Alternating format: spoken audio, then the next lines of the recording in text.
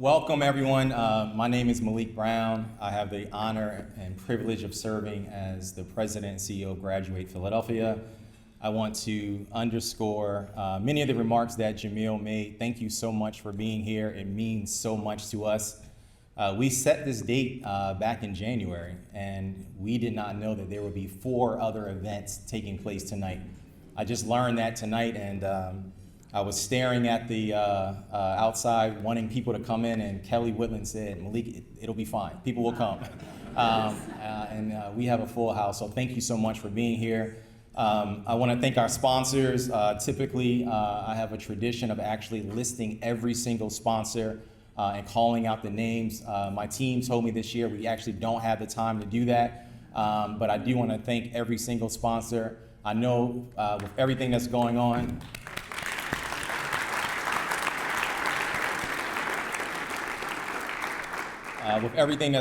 at the federal level, we had companies that sponsored last year that just couldn't do it this year. So we do not take your philanthropic dollars for granted. Thank you so much for believing in our mission. I want to thank our board of directors. Pat Eiding will be up here soon. We're going to honor Pat. He was our chairman for the first 4 years of the last 5 years. So we wanted to make sure that even though Pat went into retirement 2 years ago, he's still as busy as he was when he was the president of the AFL-CIO. So I want to make sure we give him his flowers. Jamil, I'm so proud of Jamil. He's just one of the most extraordinary people that you'll know, and I know that he'll help to take Graduate Philadelphia to higher heights. I want to thank our board of directors. We have one of the most extraordinary, committed, talented boards. Some of our board members that started with us years ago: Ann Nevins, who ran PIDC; Jim Murgiati, who was the president of Pierce College. We just had an extraordinary board that bought into the vision 5 years ago and helped us to get to where we are today. So thank you to our board of directors. And thank you to our host committee. Last year was the first year that we had a big fundraising gala. And I picked up the phone and called friends and begged and pleaded for folks to join us as host committee members. So I want to thank the host committee again. I can't name every single host committee member, but again, thank you so much for picking up the phone, helping to raise funds. We are a little bit shy of our $250,000 goal, but we know we're going to get there in the next few days because we're going to be sending out more ask after this event. And lastly, I have the privilege of serving as president, and I have the privilege of giving remarks that I had not prepared for at all. I literally have a couple of marks on a piece of paper here. So all this is, I'm praying that God just gives me revelation to say what I need to say. But I want to thank our staff. We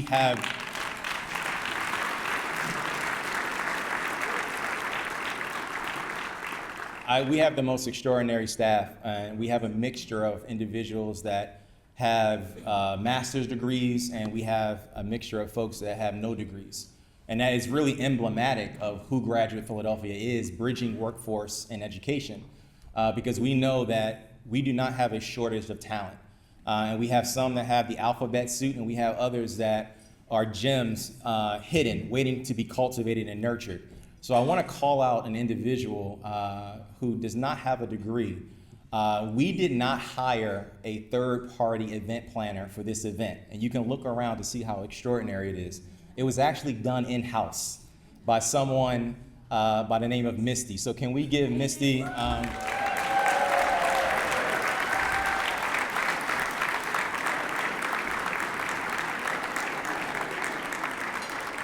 Misty's over there. She's a little shy and modest. Misty, and I have to shout out our chief of staff, Rochelle Coleman, 2 people who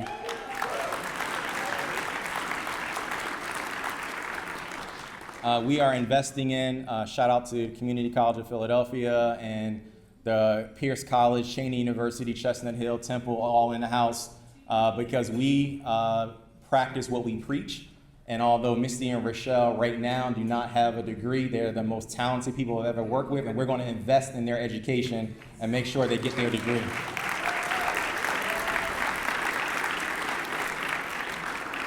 So I'll try to breeze through the rest of my remarks pretty quickly. So we're celebrating 20 years. And so as I was thinking about remarks that literally maybe 15 minutes ago, I was walking around trying to jot down something. I was thinking about who I was 20 years ago. And I would like for you to maybe take a trip down memory lane and think about yourself 20 years ago. So I was 26 years old 20 years ago. I'm sure many of you can relate. Maybe newly married like I was, no longer married, so that's a different chapter. Maybe some of you were just starting a family. I remember my kids were babies and now my oldest is 16. I remember purchasing my first home with my ex-wife. I remember thinking that the world was so big and how could I actually navigate this big, bold, complicated world as a young professional. I imagine that you remember reading your first 7 Habits of Highly Effective People. I imagine that you remember doing Leadership Philadelphia for the first time. I imagine that you might have done Suleiman's Diverse Force on Boards, although that's part. Suleiman, how long have the Diverse Force on Boards been on? 8 years. So maybe not yet, but 8 years. I imagine that you were thinking about maybe going back and getting a second degree, or maybe a degree for the first time. I say all of this because sometimes we forget that the adult learners we serve are just like us. And sometimes we have this bad habit in workforce development and education where we do this othering. Like they're not like us, they're different people, but actually they're the same. They're our neighbors, we go to church, we commune, we fellowship. And it's folks that just need a hand up, not a handout. There are folks that were just like us that got laid off from a job. I see it's so amazing how life has a way of having a 360. I was at Accenture for 5 years as a management consultant and got laid off from Accenture. And now the vice chairman of our board, Jordan Rambo, is the managing partner at Accenture. I remember being at United Way and got laid off from United Way. And yet United Way was an early investor in Graduate Philadelphia, and a lot of Ann O'Brien is here, Kelly Woodland, Stacy. They are now investing in a major way in Graduate Philadelphia. And so you just never know how life is going to turn out, right? Fast forward the next 5 years, in 2020, Graduate Philadelphia had a legal divorce from our former parent company, the Graduate Network. And many of you know this story. In 2020, we got started, and I've gone through both the corporate divorces and actual marital divorces, and both are not pleasant. Let me tell you, they're not pleasant at all. But we got on the other side of it, and that was a rough time to go through a corporate separation. You had COVID, you had shelter in place, you had the murder of George Floyd, you had all these things. And we started at the end of 2020, beginning of 2021, with a seed investment of about $185,000. And in 2020, leading up to 2021, we knew that we had to start cultivating relationships in order to have some seed funding that would help us throughout 21 and 22. And I remember having a conversation with the Lenfest Foundation, shout out to Wes Somerville and Keith Leaphart, in late 2020. And in early 21, I'll never forget this because you can't make this up. We had our $185,000, we had one employee, and we had a burn rate of about $8,000 a month. And so we knew we had to add a couple of employees, and that if we stuck with the 185, we'd be out of business in 6 months. And so I remember in March of that year, I got sick with COVID. And I get a little emotional when I talk about this because I was sick with COVID in March of 2021, and not just a little sick. I was actually at Chestnut Hill Hospital really, really sick. And this was before the vaccine was made available in the mainstream. And I remembered saying to my good friend Bruce Burton, who's in the back, I called Bruce from Chestnut Hill Hospital and I said, make sure you take care of my children, because I thought I was gonna die. And Bruce can tell you, he remembers me making this call. And I remember being at Chestnut Hill for maybe 7 nights and got out on the 8th day. They were wheelchairing me out. And I got a call on that 8th day coming out of Chestnut Hill Hospital with the Lenfest Foundation saying they're going to invest $1.2 million over 2 years. in Graduate Philadelphia.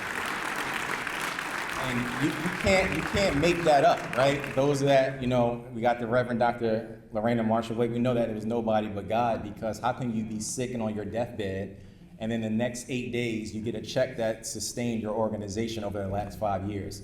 And so it wasn't just the Lenfest Foundation. I have to thank the City of Philadelphia Department of Commerce. I have to thank early investors like the United Way, the Philadelphia Foundation. There were Bank of America. There were a number of folks that in 2021 really opened up their checkbooks and invested in Graduate Philadelphia in a really big way. So I just want to say thank you. After that, we had to set a bold vision, and oftentimes, as a nonprofit community, we tend to focus just on the programmatic outcomes, and we forget that there's all these other things that have to be done. Particularly, Regina can tell you, the African American Chamber of Commerce, when you're launching a business, and it's no different when you're launching a nonprofit, right? You have to have a lot of back office infrastructure, HR, IT, accounting, all these things that you have to do even before you start worrying about programmatic outcomes. And from there, we set a really bold vision to say, how can we make a bigger difference in the lives of adult learners? How can we do more to partner with the City of Philadelphia?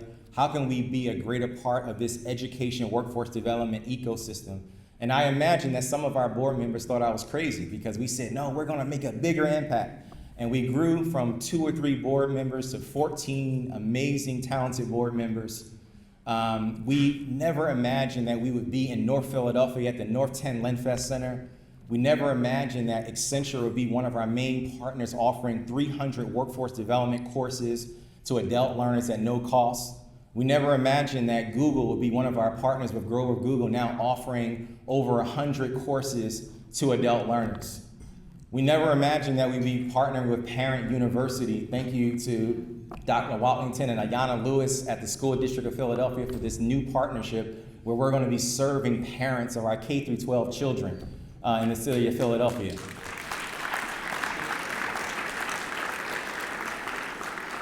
And so lastly, I'll say, we want you to join our movement because 5 years ago, we started with an employee of 1. We started with a seed of $185,000. We now have 14 amazing employees, 15 board members, 5 years of financial stability.